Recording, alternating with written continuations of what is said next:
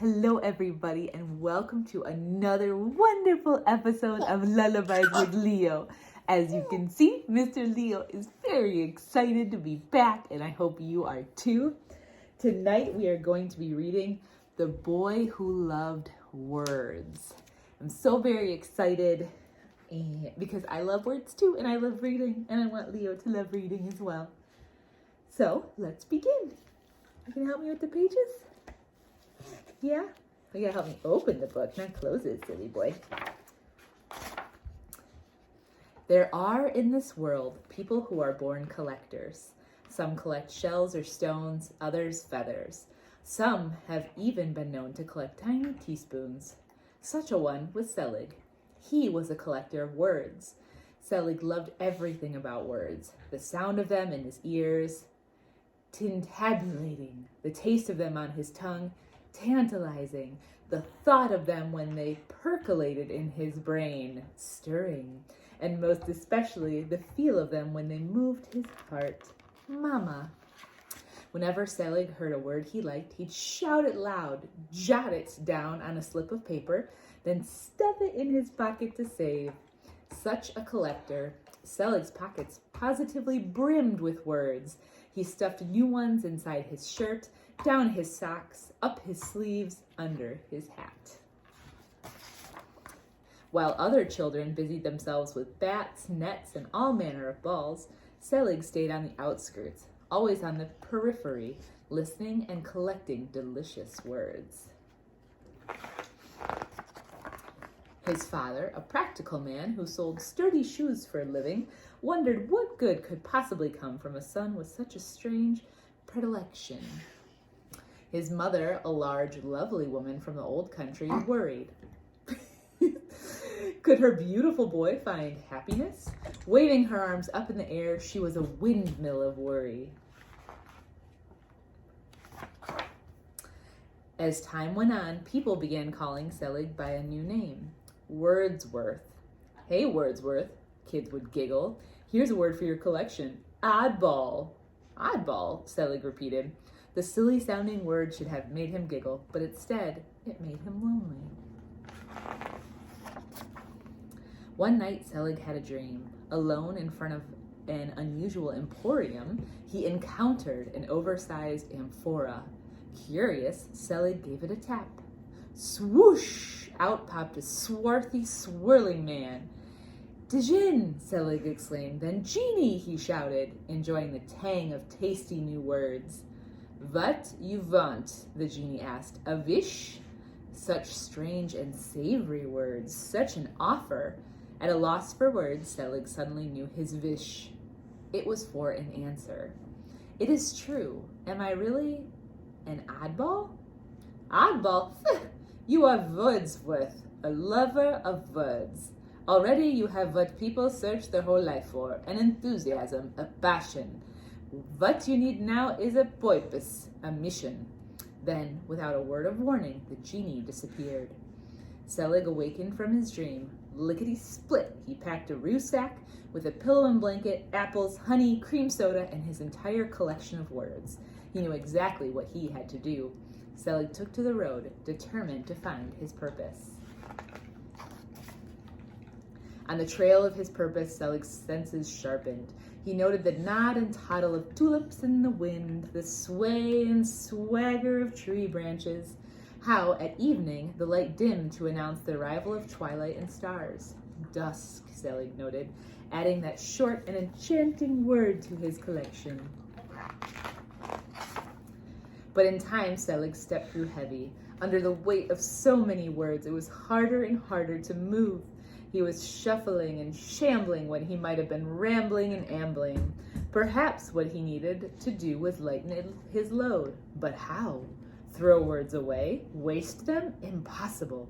They were far too precious. Selig was too tired to think.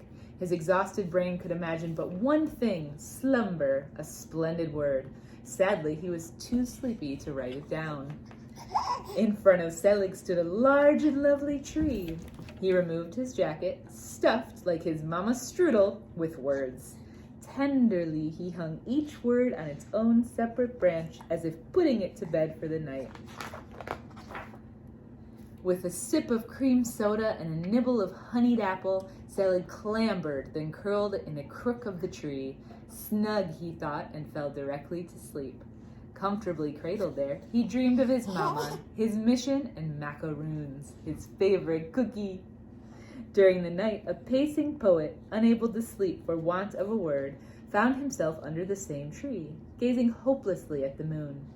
Night after night, he'd been struggling to find the right words to describe it. Suddenly, mysteriously, a swirling wind blew up. 4 of Selig's words sailed off their branches. Reaching skyward, the distracted poet caught them. Discarding the word macaroon, he held tightly to lozenge, lemon, and licorice. The moon, he wrote in his notebook, growing more and more excited with each word, melted like a lemon lozenge in the licorice sky. My stars, the poet shouted. Exultant, that's it. The following morning, Selig awoke to what could only be called a rhapsody of birds and words. The poet was reading his newest poem aloud, a poem chock-a-block with Selig's words. Wiping the sleep crumbs from his eyes, Selig scrambled down the tree and saluted the poet.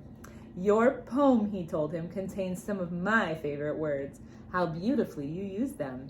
Why, thank you. For once, the words just seemed to come to me. Upon my word, how lucky I am. What, may I ask, is your name? I should like to dedicate my poem to you.